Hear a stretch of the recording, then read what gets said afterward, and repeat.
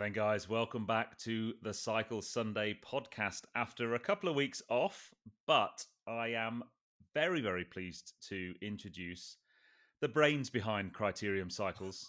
We have to deal with Paul, the techno geek, but now we are joined by his big brother, Richard. Richard, welcome to the podcast, my friend. It is good to see you again. It's good to be here. Thanks very much. I'm looking forward to it. Yeah, so I guess we've got loads to talk about this week. The first thing we want to talk about is the absence of the podcast for the last 2 weeks. And it's just one of those examples of massively busy schedules on both our behalves. It just filming these or recording these podcasts, normally we do in the middle of the week running up to the Sunday, maybe on a Wednesday or a Thursday. And we literally just for the last 2 weeks have not had an evening where one of us or both of us were available at the same time. And it's that simple. We are going to try, because I know you've got a very busy few weeks coming up. We're going to try and double bag some so that when I'm away in the coming weeks, we can make sure we don't miss them, because we don't like missing the podcast. However, the really nice thing is people noticed we weren't there. I know that was really good, and I think by the sort of second or third message saying I'm getting withdrawal symptoms, it's time to make an effort. Yeah. The other thing to note, by the way, as well, is since the last podcast, we're now listed on Amazon Podcasts as well. So we are now on all the main platforms: Google, iTunes, Spotify, Amazon, Buzzsprout. So we're on all of them, really. So there's no excuses, people, to not listen to the Cycle Sunday podcast. Yeah. So what are we going to talk about? Well, I guess the first and most exciting thing. Now, I'm going to tee this up, and sort of, I really want to we're going to talk with Richard very shortly about the whole process of running a bike shop. But before we do that, and some of the challenges in today's market, before we do that, what you may not know is what Richard does at Criterium. So I don't know, Richard, if you just want to introduce yourself to the listeners so that we all know, apart from being brothers, we all know exactly your role at Criterium, because it's really important and exciting. It's ever since we set this business up, we decided that we'd make sure that our roles were complementary, but didn't we sort of play to our strengths. So my background, I tend not to sort of fess up to it too readily, but I'm an accountant by profession. I've never actually been one, but I do have the qualification. But most of my career has been spent I suppose, in the commercial world, doing procurement and contracts and things like that. So I look after the buying side of the business. I look after the financing side, make sure we've got the right funds to be able to buy the stock, make sure the cash flow's sorted, make sure that we've got the right deals in place. A less enjoyable side of what I do is all our compliance requirements, and they are quite complex these days. I mean, this is quite a large business now, but even if it was smaller than it was, there's still a load you have to do. Whether it's Financial Conduct Authority because we do finance, ICO because we have lots and lots of data moving around. We have a cloud-based IT system that's quite complex. So there's an awful lot of administration and sort of systems management. But I suppose the main thing I do is I lead the commercial and financial side of the business, which I have to say keeps me pretty busy and means that we do actually complement each other very well. Mate, we've kind of touched on subjects in previous podcasts that will be directly related to your role within the business, and I've got so many things I want to ask you a bit later on in this podcast about that, because especially with the current climate of supply chain issues and Brexit problems and COVID and all those things have just meant the financial risk of running a business like yours is significant, and I've got lots of questions. So we will come on to those. But the other thing is that, and this is the bit that people won't know, is everybody knows about my build of my dream bike, my frame up custom build, because that's the premise that we really started Cycle Sunday on. And I've been getting lots of questions recently, Pete, where's your bike? So, but what they won't know is that you have been in exactly the same boat, because you pretty much did the frame up custom build thing at the same time as me, a different bike and different componentry, but a very similar project. And you haven't got your bike either yet for exactly the same problems. However, it's getting nearer, It's is it very near. not? I mean, we've ever since we've had this business, we've always wanted to ride the products we sell, because we think that's an extremely important message to customers. Really, we actually believe so much in these that we ride them too. Mm. Paul's tended to have trek bikes.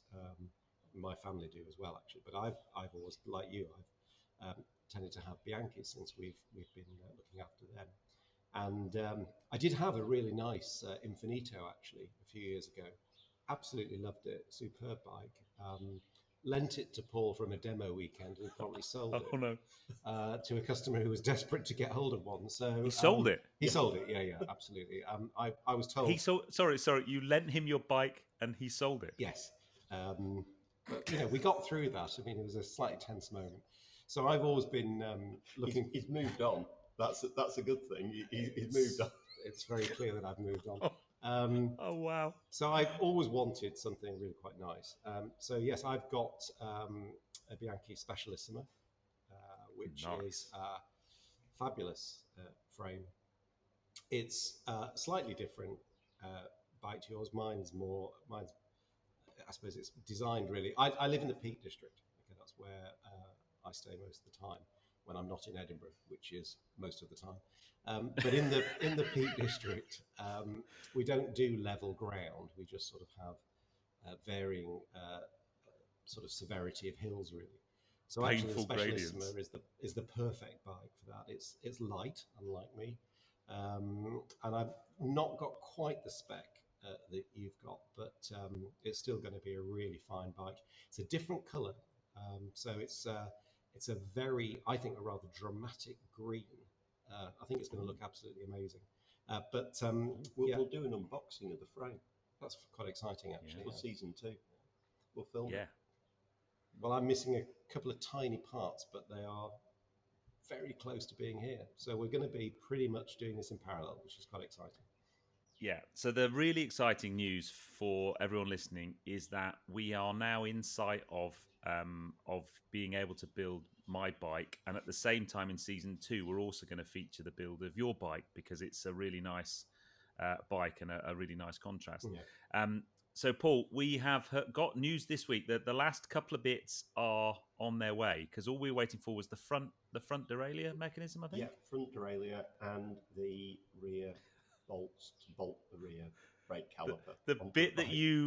The bit that you forecast way back in when this problem started, when we realised, we're not going to get the bits here, back in March, you went, the last thing we'll get is the bolts that hold the rear brake caliper on. And what's the last bits we're going to get? The brake caliper bolts. And, so funny. And in fairness, we do already have Richard's front derailleur, but the only bit that's missing is the rear brake caliper bolts. Is it the same? The same. No way. Both your brake caliper bolts and Richard's brake caliper bolts are on the corresponding lines on back order from our suppliers. Those are the two last parts that are awaiting. Now, so you've heard of Screwfix? So they do bolts and screws and stuff? Yeah. Do they not? No.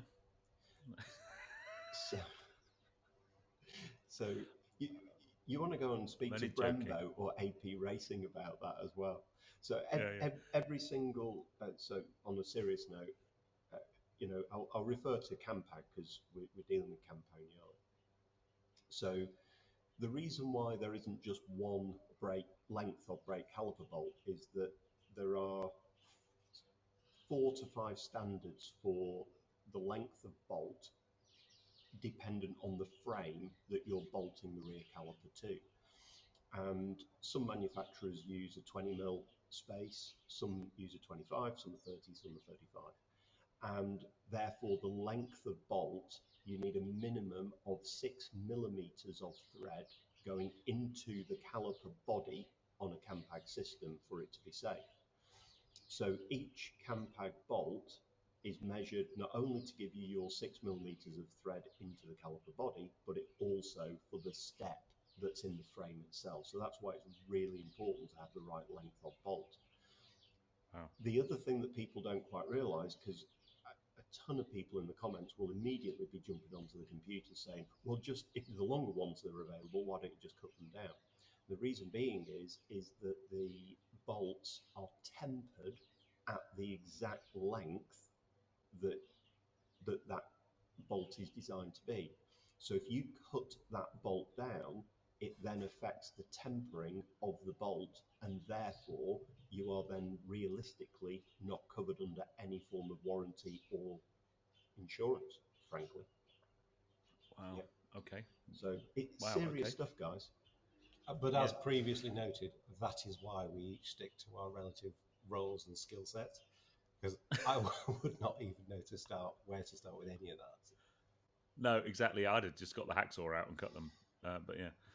So the plan then. So the bits are on their way. They're in transit. Yep. So we should get them shortly. So we have a date in the diary. Once I get back from a couple of trips that I've got on, for me to come up to Edinburgh and finally, about 6 months after we really wanted to do it, film for the next season of Cycle Sunday. Now, we have been filming stuff in between. It's not like we haven't turned a video camera on. We've got loads of stuff in the edit can.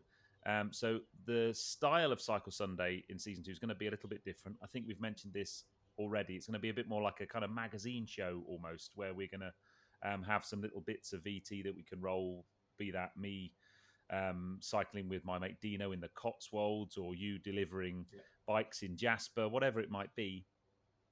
So the busy work between now and when I come up to Edinburgh will be just scripting and storyboarding all of that to make season 2 as cool as it can be.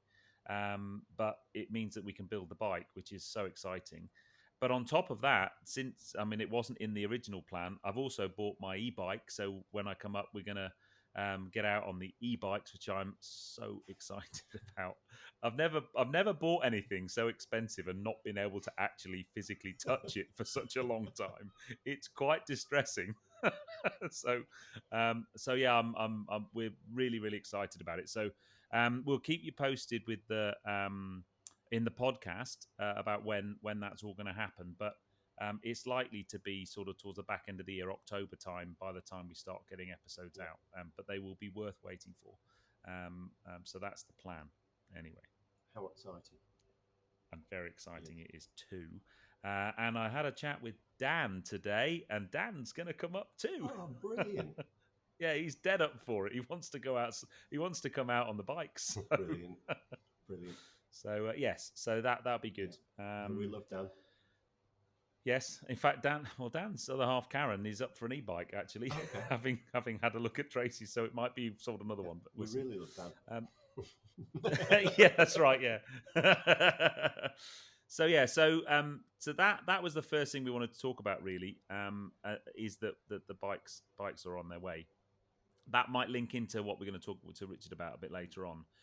What were the other things? You had a bit of Trek news in terms of Trek bikes being rather successful again. Yeah, I think it's sort of backed up by a bit of congratulations for British team riders as well. So the Trek Super Caliber is the Uber cross-country race bike in the mountain bike series. So anybody who tunes into Red Bull TV and watches a World Cup, you're treated with downhill and also cross-country. And to be honest with you, the girls' cross-country this year has just been really competitive. It's been fabulous to watch. And one girl who has really just stepped up this year brilliantly is a British girl, Evie Richards, who I think she's from the Malverns. Yeah, I think she's from the Malverns. And she had a great ride in the Olympics, and she was right on the tail of Yolanda Neff, who got gold eventually. But I honestly don't know what happened to Evie in the Olympics race, but she appeared to sort of blow up, and she went backwards a little bit. But then she came back for the World Championships in Italy, and just walked away with it, and she got gold in and she is now female cross-country world champion. And then just 1 week later, has now just won her first World Cup race as well, back to back. Wow. So, you know, well done to the Trek Super Caliber, which is now gold medal winner, World Championship winner, and World Cup winning bike. So this thing's an absolute weapon, but honestly, you can't take anything away from both Yolanda Neff and Eva Richards for this. They've done absolutely amazing. So yeah, right. And also the brand new Trek Session, I think, has also won its first World Cup with Loris Vergier as well. If I've got that right, hopefully I've got that right. But yeah, the new Trek Session with Reese Wilson and Loris Vergier in Trek Factory Racing downhill is also doing incredibly well. So yeah, good. So could you, if you were inclined, could you go and buy one of those? Exactly. That is the great thing about the bike world. So I think we've touched on it before with regards to your Ultra XR4, that if it was the rim brake version, because that's what they run, or that's what they ran in the team. Although they're on disc now, aren't they? Yeah. No, we'll have to have a look at that with Bike Exchange, but I think they might be on disc. Anyway, if they're on disc, it's the same frame as yours. It's a factory bike. Yeah. It's so cool, isn't it? You kind of see. I can't think of many sports where you could do that. I guess I used to play tennis a lot, and you can go out and buy the tennis racket that Roger Federer plays, but it wouldn't have the same strings and all that kind of stuff because there'd be. But I'm trying to think. You certainly couldn't do it. Well, I suppose you could do it in some forms of motor racing, but no, not normally, because you can't buy a factory prepared race car. No. But you can buy a factory prepared bike. It's very cool. And of course, because they're not licensed and MOT'd and roadworthiness standards like a car, you couldn't go and buy a GT3 Cup car, which is the race car for the GT3 Cup, and then go and drive it on the road. I think it's fair to say. No. Because it's only homologated for racing.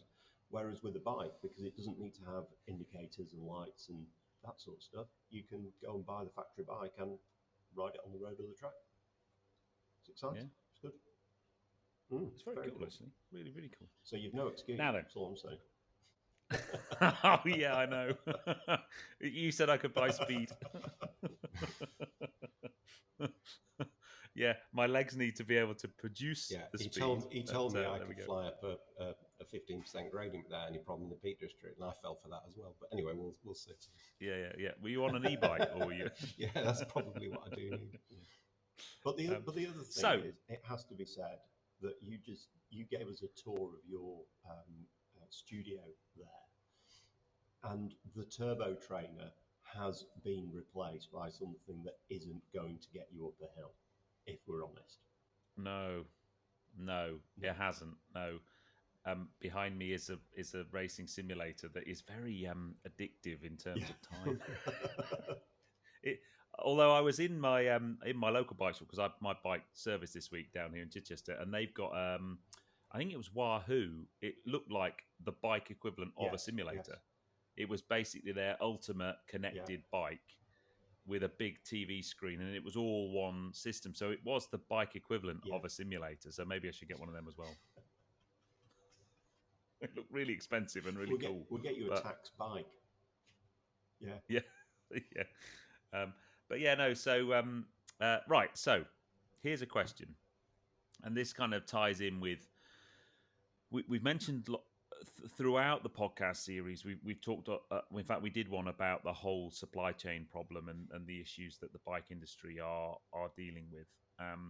And it was interesting. I was, although a complete coincidence, I was at a family wedding the other week, and actually was sat on the table of the guy who runs Hope Bikes, who you know very well, and we ended up talking about exactly the same problem as well. So this whole challenge of the industry, and Paul and I were talking this afternoon about the podcast, and you know, I have always had this romantic vision, although I'm not skilled enough in the world of bikes, but I've always thought it'd be quite nice to run a bike shop. You know, it's a nice, you know, you get some bikes in and lovely customers come in, have a coffee and everything. And I thought it might be quite interesting for you, as much as you can anyway, Richard, maybe as well as Paul, to just talk about the logistics and the organization that must go into running a successful bike business that's growing like yours is doing, and how difficult that must be. It, I don't know if that's a good place to tee up the conversation. It's a great place to start. I think that the first thing to say is it is a business, right? So it's not a hobby, it's not a lifestyle. It does occasionally feel a little bit like that, but it is absolutely a business with all the things that a business has to have. And it is Criterium is now quite a big business. It hasn't always been that way, but it is quite a big business, and it's got a lot of complex moving parts. I mean, I've been lucky in my career to work in some very large businesses, some very small businesses, and it's really no different. And you have to worry and think about all the same things. And actually, the riskiest time for any business is actually when it goes through a period of rapid growth, because it suddenly becomes a lot more complex very quickly. Usually, the cash flow gets a lot tighter, particularly if you're investing quite a lot of capital, as we've had to do. So the other thing we can't do is we can't afford to employ dozens and dozens of consultants and people to help us. We do occasionally get a few people in when we need certain very specific things, but most of this we've done ourselves, and that's not to sort of show off or anything. It's probably explains the grey hair more than anything else, but we've done this ourselves. So just to give you an example of that, when we moved into the new premises, which you've obviously seen, we've seen both premises.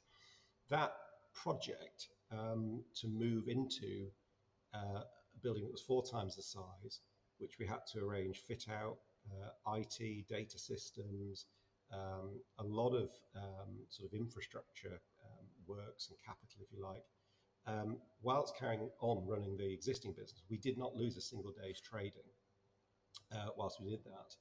I mean, it really was sort of burning the candle at both ends. And now we're employing, I think we have 12 people on the payroll. So that's taken us into a sort of a different space. It's they've all got families, they've all got mortgages, they've got rental, they've got, we've always wanted to be, we always have been a responsible employer. So it is actually now quite a complex business, which is why it now is taking both of us pretty much full time to do, and we get a lot of support from families as well. So yeah, it's a big undertaking. I remember when it was a few years ago now, 2010. I left my business with 4 friends, and we set up our own training company. And again, we went through that whole process of funding or financing a startup and working out where we were going to get things from. And we didn't have a massive amount of budget to do stuff. So exactly the same. We did a lot, all of it ourselves. But I remember very, very distinctly the day we took on our first employee. And I can remember, so we thought, right, we're going to have an employee. This is great. And then I suddenly had this overwhelming sense of responsibility, because suddenly someone's family was my responsibility in terms of making sure the business, or our as a management team, the 5 of us, I was suddenly like, oh my goodness me. And so, when you do that, you suddenly start having these extra things. And, when you work for somebody else and you have, I don't know, maybe you're a manager and you have people that work for you, there's a responsibility there, and you have to look after that person and do all the performance reviews and all that kind of stuff. But when it's your own business and you're making the decisions, and the success financially of that business is on your shoulders, that it's a big weight to carry. It is, and we take that really seriously. I mean, we've always had the view that whatever we mess up, and we do mess things up from time to time. We know that. The one thing that we don't compromise on is our integrity and our approach to running the business properly. So we probably actually slightly overthink some things in terms of the way we do things. We know that, but we'd much rather sort of fall that side of the line than not. The biggest challenge in all these businesses, I think, is cash flow, and just making sure that's, no business really ever went bust for having too much cash in the bank. So we always kind of focus on that. Probably more than anything else. We're quite lucky that the cycle business, as a retail business, we don't really have any debtors. So, you have to, people settle up before they take the bikes away. And that does help. I won't say it otherwise. And the finance companies that we work with are very, very professional and highly creditable organizations. So we don't worry about them either. But it is, as you say, it is quite a burden. The trick is not losing sleep over it. The trick is just doing it right. So here's a question then, I've now got my business head on, and because whenever I'm doing kind of some of the training I do, we talk about basic finance for the delegates, but it's about cash flow and and all and that kind of stuff.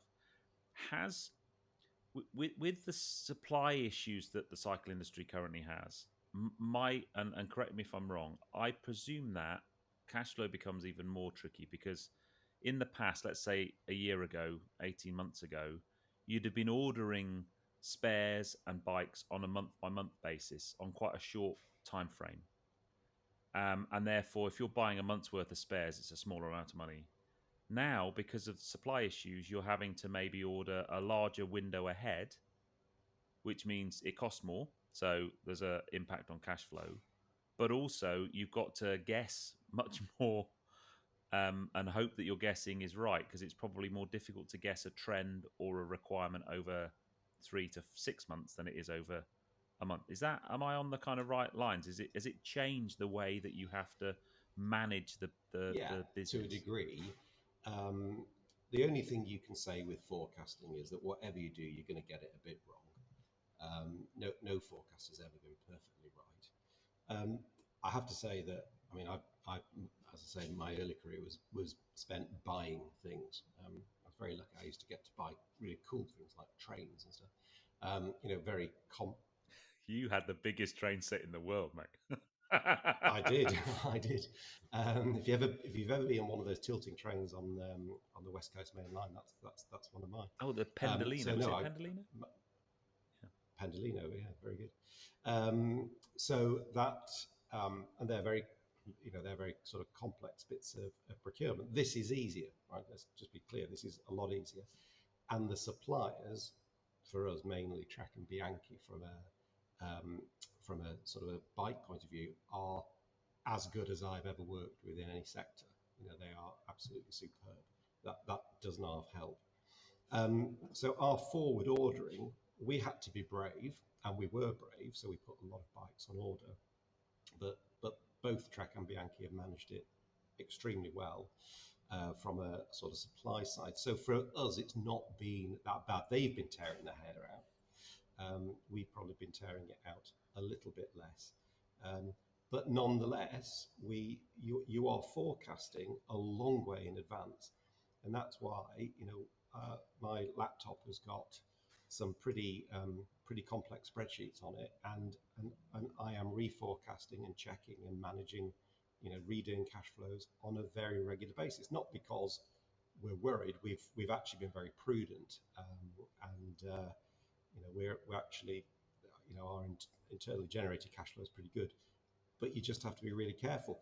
The really difficult bit is knowing whether the sales will continue the way that they have, because a business like Criterium, 12 people, 6,000 square foot, we have a pretty significant overhead now. And the margins in cycle retail, and this is going to sound like a sort of a sob moment, but the margins are really thin. This is not like a F&B business. This is a pretty thin margin business. Our gross profit to begin with is relatively low, and that's not a criticism of any supplier. It's how the industry works.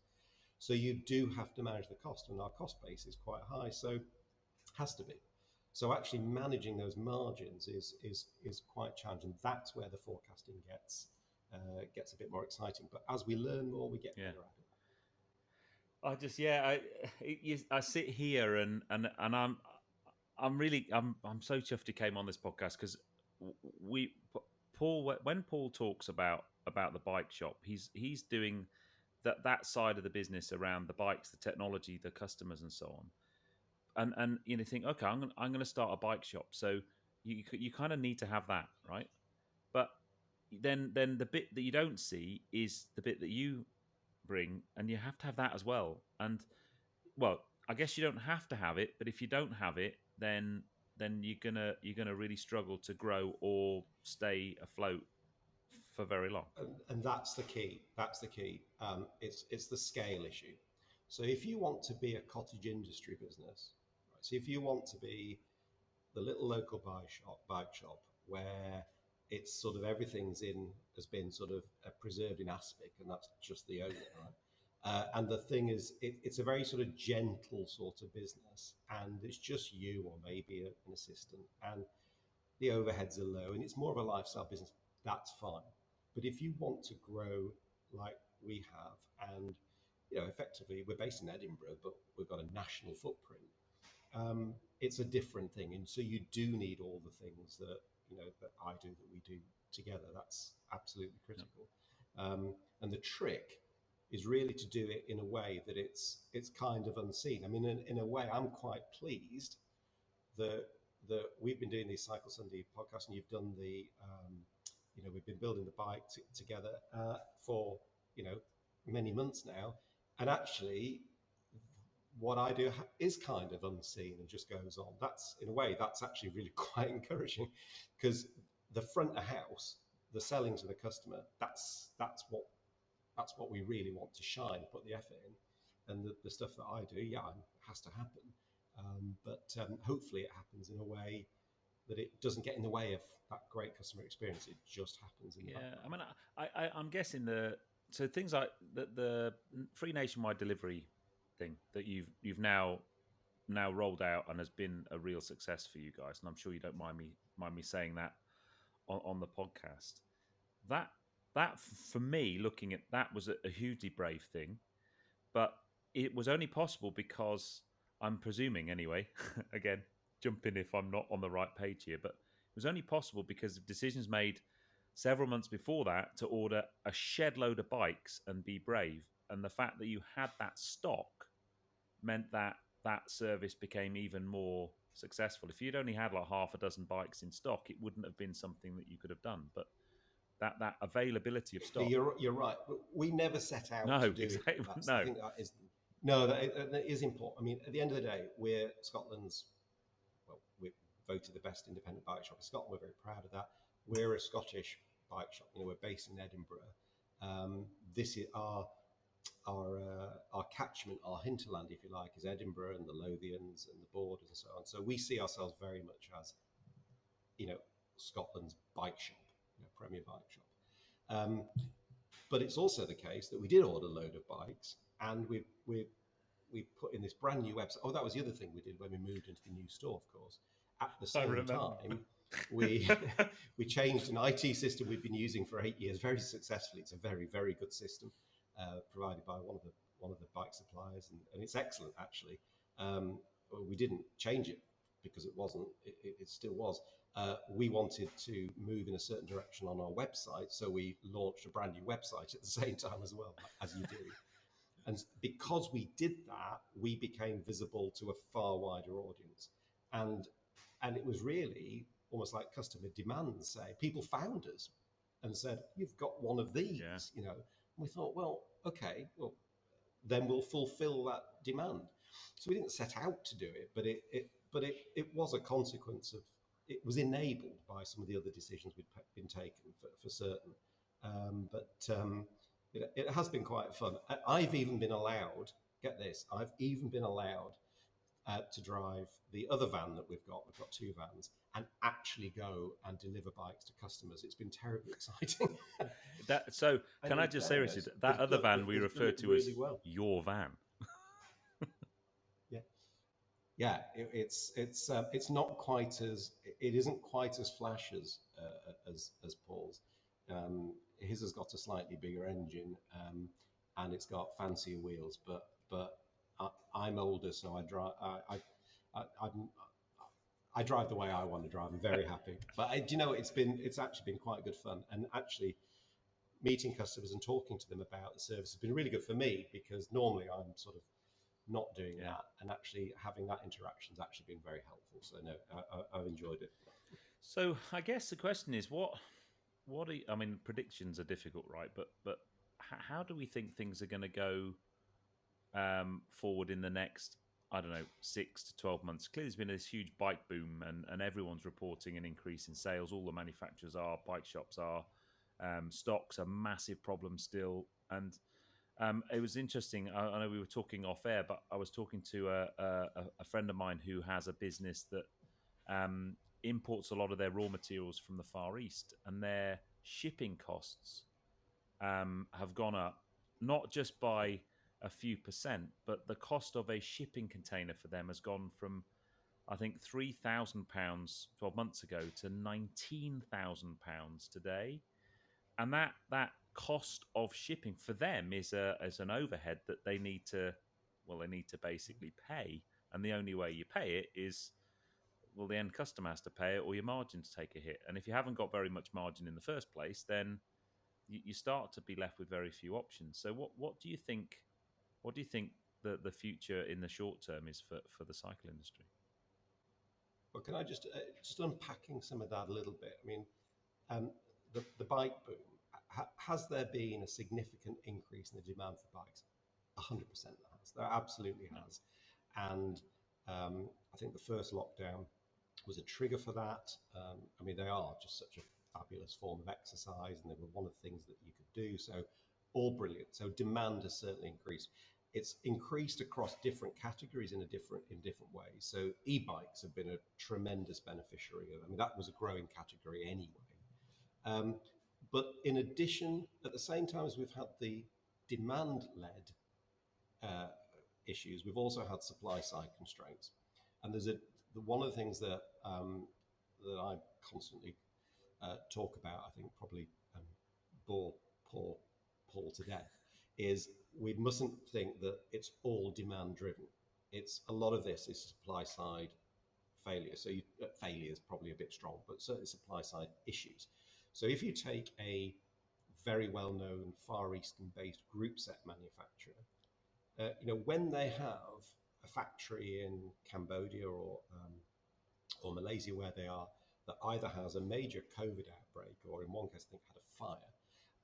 But so COVID's been a huge issue. It shuts down, and when it shuts down for a period of time, it is like a heart attack. It stops the supply, and so that has happened on multiple occasions and in multiple ways. So at the moment, we are still feeling the impacts of very significant supply side problems.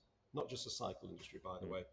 You go and try and get a sort of a really good all-in-one desktop PC at the moment. You'll find there's massive problems getting hold of chips. You go and try and buy a transit van at the moment, and you'll find you've got similar issues with supply. So it's not just the cycle industry. Any car, basically. Well, it is. Now, I've been around a while and seen sort of quite a lot of supply side stuff from my procurement background. In the end, supply side issues get fixed, right? The supply side finds a way. Sometimes it's a stimulus for a technological change, and people find a different way of no longer being reliant on what it was that had just let them down. And some of that may yet happen. We're starting to see the growth in belt drive systems, for instance, and maybe some of those things this could be a bit of a stimulus to that. What do we think will happen over the next 12, 18 months, 2 years? I think it's pretty clear that the supply side issues will continue for at least probably a year, 18 months. I mean, possibly maybe longer, depends who you talk to, but there are still some very significant supply issues that have still got to be worked through. So fortunately, we've still got a lot of bikes on forward order, and that's the benefit of being able to do what we do. That's the benefit that comes from scale. But I think those supply side issues are going to be quite challenging. Beyond that, I believe, and whether this is a minority view or not, I believe the market will shift back more to being a buyer's market than a seller's market. And I think it is the companies that during this period still treated all their customers as if they were the most important person in the world and didn't say, there's one bike, and if you're not taking it, all that silliness will be the ones that will benefit the most. So we are very, very mindful of that, because at the moment, yeah, it's good for bike shops. It will not stay like this forever. That's our view, and we're behaving accordingly. And I'd say one other thing that's relevant to this. If you'd asked us 2 or 3 years ago about the state of the retail market for bike shops, I would have said there's too many of them. Right? There's too much supply for the demand. And I think what we are seeing now is whether it's a consolidation or it's a settling down, I think what we'll see coming out of this are probably fewer, better, more professional operations. I really think that will happen. It's happened in the motor sector. Paul knows far more about that than I ever will. But we've started to see that happen. And so that's our trajectory, is just to be really, really good, focus on customer service, and be ready for a world where the customer comes back and starts being really demanding, but we're set up to be able to fulfill that. And but I think we're probably a little way off that for the next 12, 18 months. I still think it's going to be sort of supply side constraints. And how do you see the whole kind of bricks and mortar versus online thing? Because I know that you kind of, it's a mix for you guys, but there's still something about with a bike, that physical act of going into a bike shop and touching and feeling and getting fitted and those types of things, that I know you can buy a bike if you know what you're doing and you've got your sizing and all those types of guides that you do, and you sell it through your nationwide delivery service. But do you still see, I don't know, cycle shops bucking the trend a little bit in terms of bricks and mortar compared with some of the other retail sectors? Possibly. I mean, we see ourselves very much as an omni-channel retailer. Yeah. Okay. So we've got a great website and we've got a great store, and I see the traffic on the website, but then I also see when somebody comes in wanting to talk about a really nice bike, and I watch and listen to Paul in sort of full. If I say salesman mode, that sounds a bit double glazing. You know what I mean? It's sort of just explaining and walking the person through the process and thinking about all the options. And I don't think you can replicate that on the website. You can do quite a lot. You can do great content, but you can't replicate that completely. So our view is that for the foreseeable future, omni-channel is the answer. It's a mixture of both. We can do stuff on the website that we could have only dreamed of a few years ago. But there are some people, like you coming doing the bike you've got to have that experience. But the two things, I think they mesh really nicely, and that's why we say we're Scotland's premier bike shop. Certainly that's our aspiration, that's our ambition, because you can't do that. We don't think in 20 franchise shops around the country. We've just decided we want to do that here, but the website's a hugely important part of the whole selling and communication process. I've just thought of an analogy. Paul's going to like this one because he is Mr. Analogy. He's very quiet this evening, I must say. I'm enjoying it. My analogy is, I think it's a bit like music, okay? In that, if you go back 20, 30 years ago, you had record shops, and you'd go in and you'd have your turntables in the corner and you'd listen to the music, and there was a real record shop thing. And then it started going online, and you started to buy stuff through iTunes, and the record shop started dying. But what we've seen is a renaissance in vinyl, and the kind of specialists, the guys that really love their music, still want that still want that engagement. They'll buy stuff online. They'll buy a digital track for their iPhone. And I think bike shop's a bit like that, really. I think buying a really nice high-end bike is like going and listening to some vinyl in a record shop. There's that's the best way to do it. But without overstretching, I agree with that. I think we would both say that's a fair analogy, but with one maybe word of warning if we don't stretch the analogy too far. As the music world's gone digital and it's a streaming model and so on, one of the groups of people that have really actually suffered from that often are the artists in terms of royalty payments. So somebody there's always winners and losers in any migration to a new model, right? And actually, the content creators of the music have not always come out of that digital move as well as you might have thought. Yeah, right? true. And that's a real issue. So we're very mindful of that. And one of our biggest challenges is explaining to people, and by and large, all our customers are brilliant. We love them, hugely, and they're terrific. And they're very loyal, and they're fantastic. But you do occasionally get the conversation that goes, well, can you just do that for me? It won't take you long, and just sort it out. And we'll say, yeah, but there's a charge. And it's, well, why is there a charge? And I think there's this kind of cultural thing. Well, the bike shop, they just fiddle and just sort that out for you. It's part of the deal. Well, it isn't part of the deal, unfortunately. We've still got all those overheads and those costs and those staff and those rents and those mortgages. And we've still got to actually, every 30 minutes in our workshop's got a number against it. Yeah. Because if it's not earning an income, it's just an overhead. And in the end, there isn't enough margin to fund it. So, we're as we move to this new model, particularly one which is very heavily online, we have to be very mindful that the overhead still has to be paid for. And so we're very transparent, and we're very open, and we're very polite about it. But this is a business that has to pay its way. And the second we forget that, the second we've got a problem. And I guess that's why you two work as such a good team, because if someone came in, Paul, you'd probably be the kind of, I'll just sort that out for you. No, he's worse than me. But is he? But no, I'm finished yet. But then you are always, you strike me as the kind of guy, it's a business.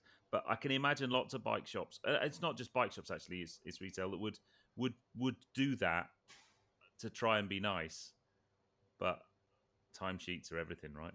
We used to do it when I ran when I was part of the management team of our company. The guy who was the MD was always on about timesheets for projects and things, and they're so easy to kind of forget to fill in. But it's the same thing, right? Every minute, you try getting a solicitor to write you a letter for free. See how you get on. Good luck with that. Yeah, even an amendment or something like that would still carry a charge, and I think Rosie has a really great thing that she always says to customers is, when you go and ride a bike, every single minute that you spend turning the pedals, every minute is costing you money. Not your bike shop, but you personally.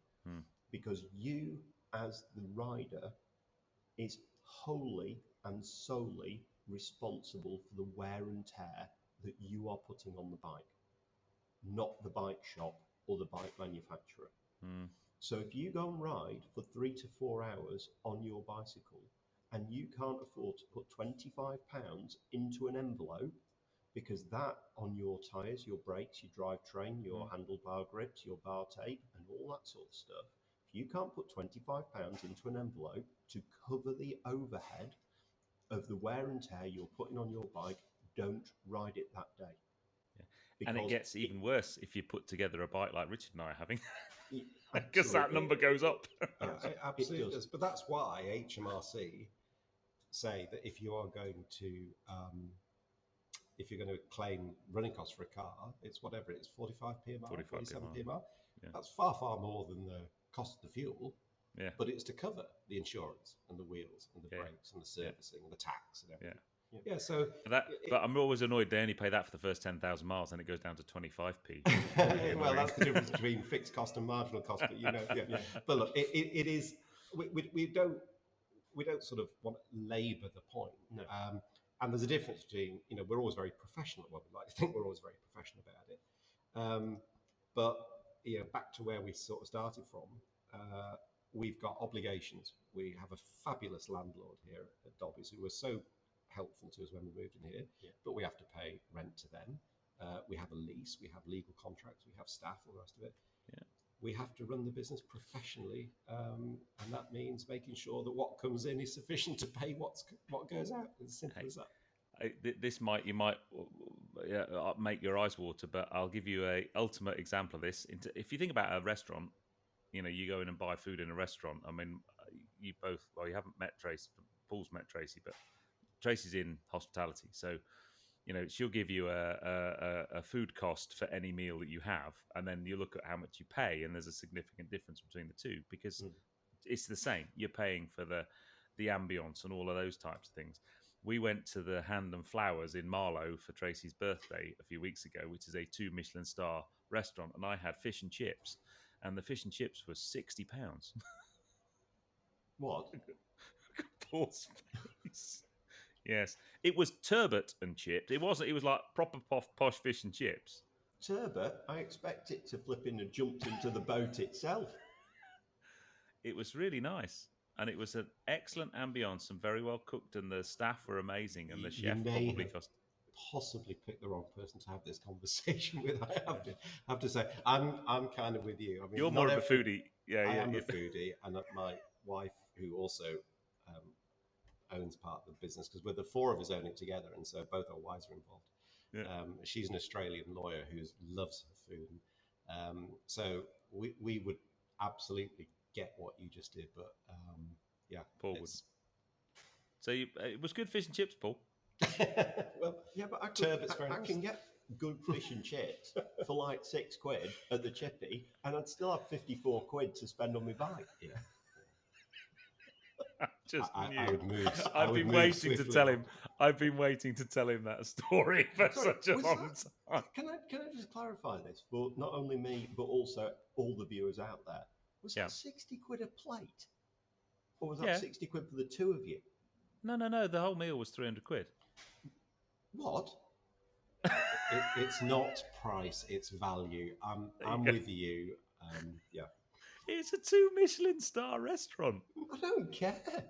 I've wanted to eat there it was all about experience. I've wanted to eat there for years and years. It's all about experience, I agree. And Tom Kerridge is one of the premier chefs in the country, and it was a sensational lunch. It was amazing. Do you know,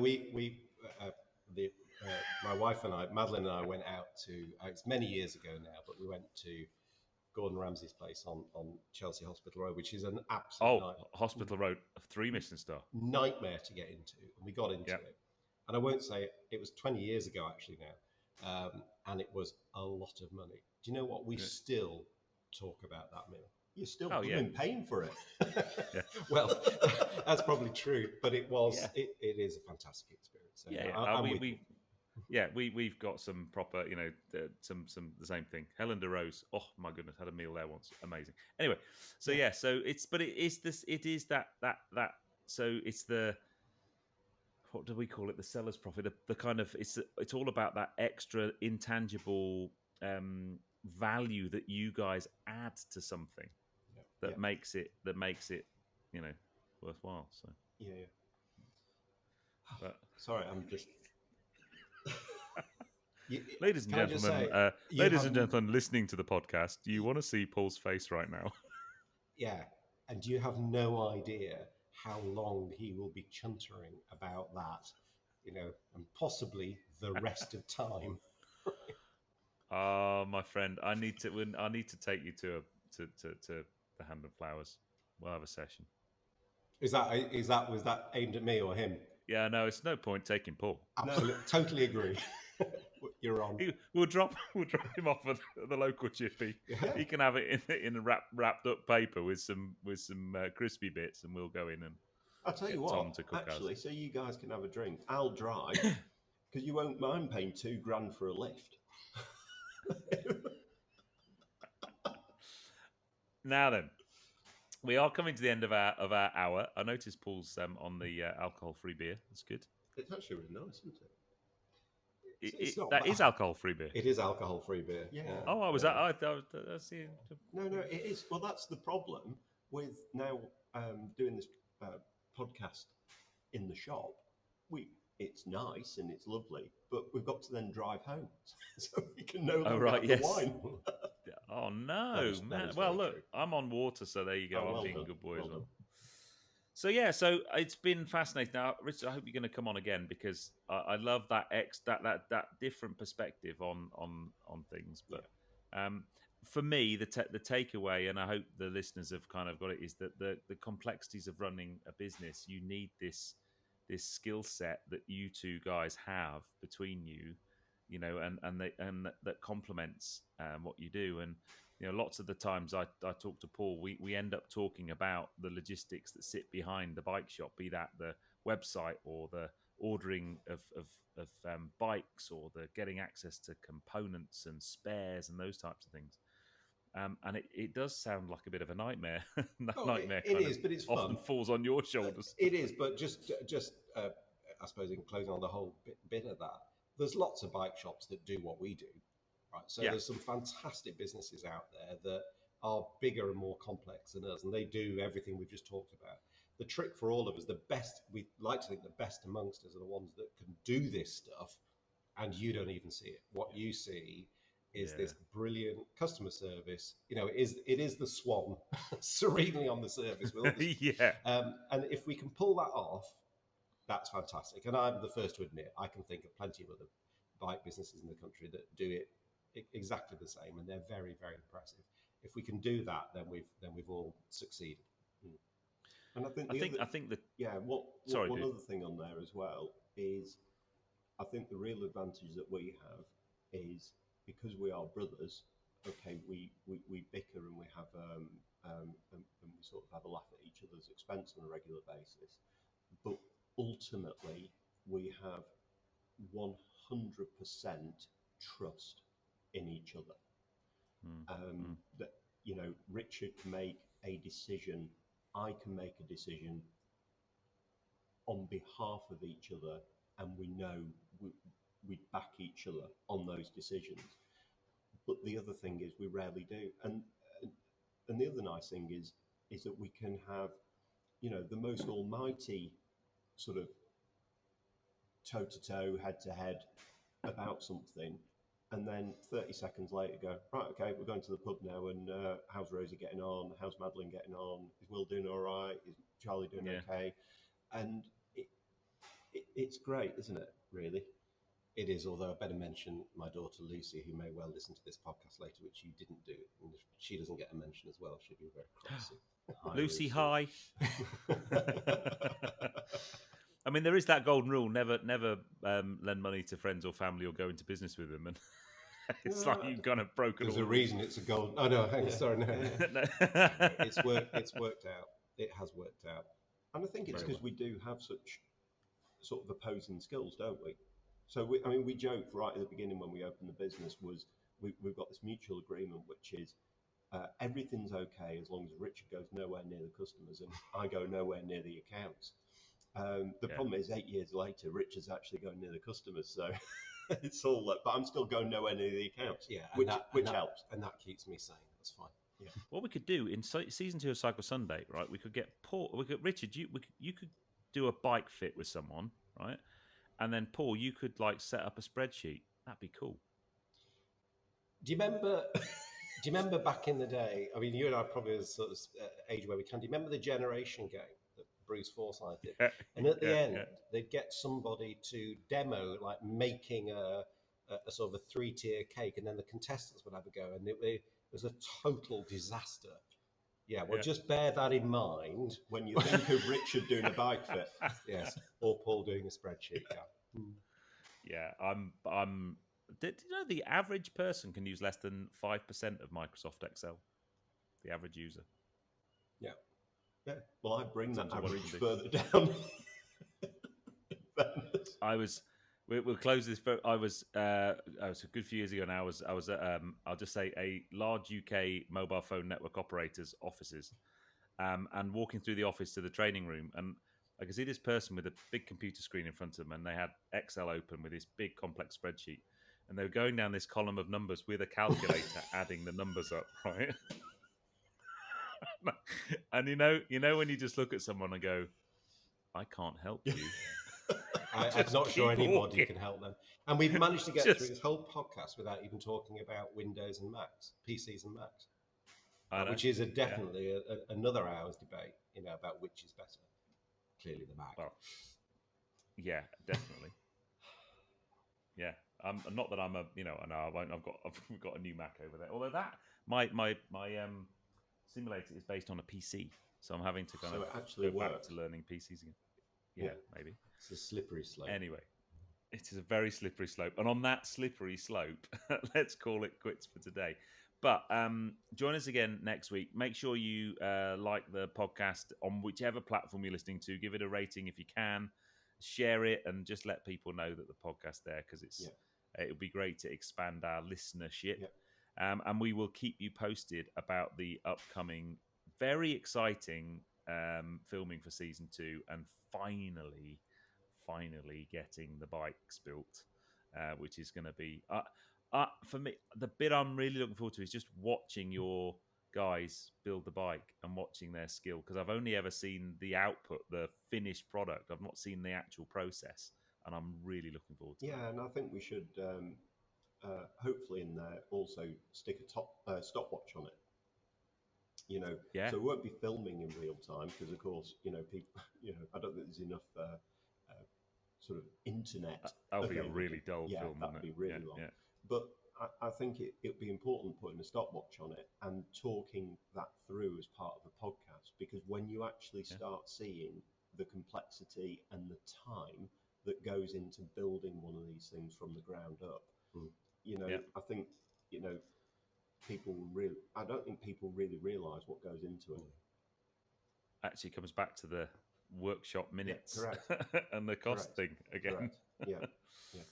Good. Well, guys, it's Richard. Good to see you again. It's been, as I said, last time I saw you was when we were up in Edinburgh filming way back in like February, which seems like forever ago. And here we are now in September. Guys, I hope you enjoyed that one. But it comes that time where I say, I've been Pete Greaves. I've been Paul Bowker. I've been Richard Bowker. Hey, we all remembered who each other's were. This is brilliant. But a start. This is a very good start. But we will see you on the next podcast. But for now, guys, make sure you ride safe.